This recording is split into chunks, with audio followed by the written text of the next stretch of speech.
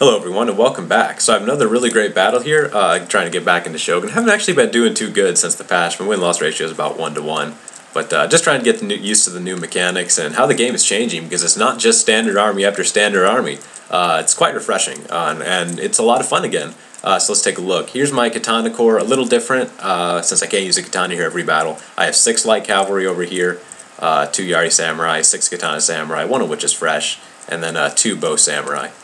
Over here, we have a very charge-centric army. No dachis here, a lone sword or 2, and then a bunch of sword attendants as well. So really focusing on the big charge. They got the 2 Yari cavalry as well, 2 matchlocks, and 2 bows. I think they're both Ashigaru. No, one is a monk, one is an Ashigaru. Actually, were there 3 bows? I don't remember. I think there's still some left in these trees. So I guess we'll find out. We're here at Alpine Ridge. The battle is going to focus on this workshop, the best capturable building. Of course, people are going to try and get it. He started directly on that side.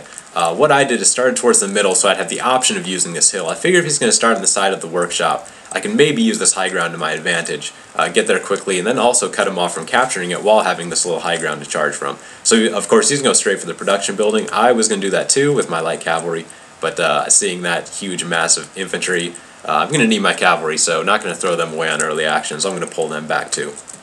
Making a rush for the Alpine Ridge. Let's take a quick look, see if he brought out any other... Yes, yeah, there's a third bow, so 2 bow warrior monks and a bow Ashigaru, along with 2 matchlock Ashigaru for his range component. So a pretty tough army, a lot of infantry there, but not a whole lot of vets. His sword attendants are low level, being very new units. So he's going to spread out kind of thin, going straight for the workshop. I'm still going for the ridge, but I realize he's probably going to take it if I'm too slow, so I'm going to start shifting over right now to get over there. I'll put it on triple speed here while I shift. His cavalry are very, very high level, level 9, so I have to be careful with those. Also, his swords here, he brought, let's see, how many was that? 4 lone swords?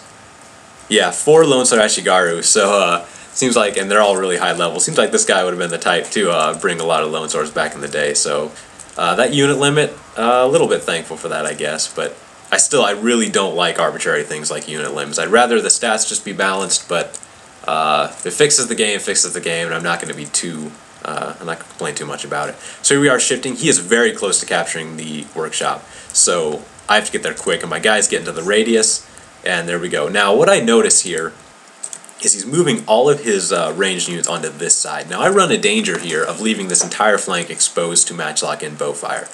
So what I'm going to do is move my light cavalry over to be a threat, half of them. So 3 on one side, 3 on the other. Now, he only has 2 units of cavalry. There's no way he's going to be able to cover his whole line with that cavalry. And he brought no spears, so his army's going to be very, very weak to cavalry. So that's another reason to hold him back. Wait for the proper moment to attack. Don't want to waste those too early. Now, I start taking fire, pretty heavy fire as well. This katana samurai is down to 106 men. But then he starts shooting into my bows, which are sacrifices, and I don't really care that much about. So I'm going to start shifting. My attack has to happen soon. I'm not just going to sit there and take all that fire. My bows are kind of firing into the matchlock, saving my whistling arrows for a good time. Now what I'm going to do here, as you saw in another video where I did it on a guy named Grotto, he has this really great thing where facing a big long line of infantry, you move everybody over to one side. I've done it as well. I really like this kind of maneuver. When you're facing a long line of infantry, and you don't want to get surrounded, what you try and do is attack them from a side and force them to get all bunched up in a hasty response. So I'm going to move them all over, using the workshop here as sort of a wall. I'm shifting everybody over to this flank, use my cavalry to cover on that side and be a distraction, while these ones also go and move into cover as well. So I'm going to attack from this side of the workshop, get them all bunched up without that big charge from his charge-heavy infantry units. I'm going to be able to grind these guys down in melee, no problem. Now this katana samurai is kind of hurt. He's down to 76. But my bows are still fine. We use the whistling arrows now, so they have the morale and attack penalties and such. So look at them getting all bunched up like that. And now this cavalry is going to come in for a nice little attack too. Get some nice early action. I don't want to throw my cavalry away. I'm not just going to let them stay in melee and do damage. I'm going to pull them out. We're going to get a nice little charge. It could have been better and more spread out, but I was trying to hastily react. I didn't expect them to bunch up that quickly. So I just wanted to get a nice little attack in. We already have some wavering here among the sword attendants, who actually only have 75 men in the unit. I don't know what their stats are like, but I'm not sure if you'd want to have them completely replace Nodachi Samurai. Maybe they have a special ability, I don't know. If anybody has a better grasp on sword attendants, leave a comment. Anyway, That's when we're going to attack, because they are all bunched up. There's no way they're getting off a good charge now. So we're just going to rush in, but not exactly. I'm not going to use the word rush. We're going to be very careful and keeping reserves back here.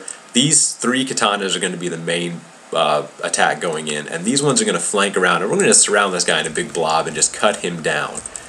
So here we go. The light cavalry have pulled back. This one didn't quite get out, but he's still at 27 men.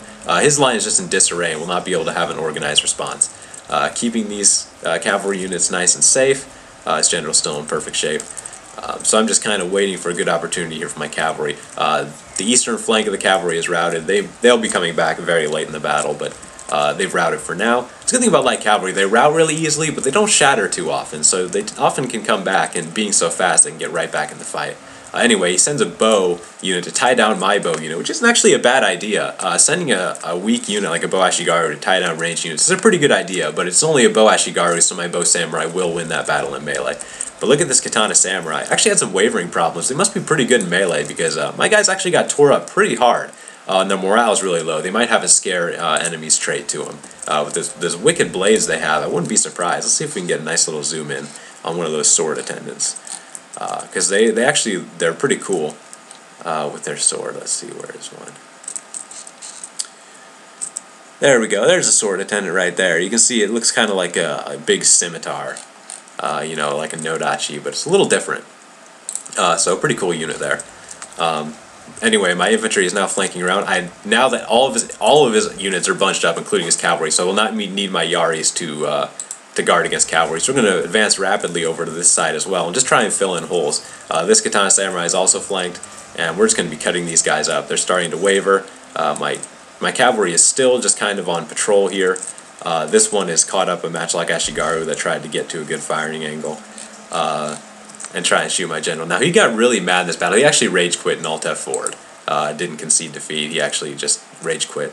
And he started yelling at me and got really mad that his matchlocks couldn't shoot my general. So this was a very cathartic battle for me. He tried to do... Oh, there we go. I think that was the rage quit right there. Yeah. Look, if you know you've lost a battle and you just want to get on to the next one, concede defeat. Don't Alt F4 like a baby. But at least now you can save the replay and you still get the win if they do that. So, still, you know, it just kind of makes you look like a baby. Anyway, that's a great battle. I love that kind of stuff when you can just... your strategy really just pushes the enemy in a direction. Now that's strategy. It's not sitting and waiting for the enemy to make a mistake. I pushed the enemy into doing that. He was waiting for me to come right at him. But I quickly switched my army around to the left flank and brought my cavalry over there to harass and just... he had a little plan. He was expecting me to come up right at him, and he'd have his missile units have a clear line of sight into my infantry, but I didn't let him have that, and I pushed the battle in the direction I wanted it to go. And that's why attacking is so fulfilling and rewarding, because it's you doing it and you causing it, and you having an idea of what you want to do, and you're making it happen and forcing the enemy to do what you want him to do. And that's the essence of strategy and consistent victory. So thanks for watching, everybody.